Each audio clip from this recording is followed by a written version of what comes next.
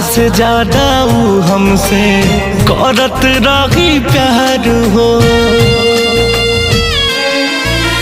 चंदा मामा रे आवो, आरे आवो पारे आवो, सोने के कटोरिया में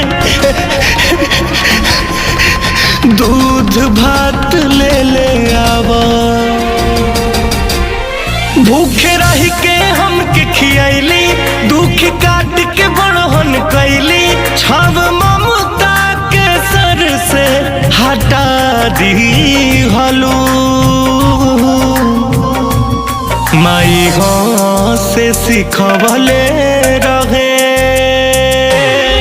तू तो रोवे सिखा दी हलू। माई हो से सिखवले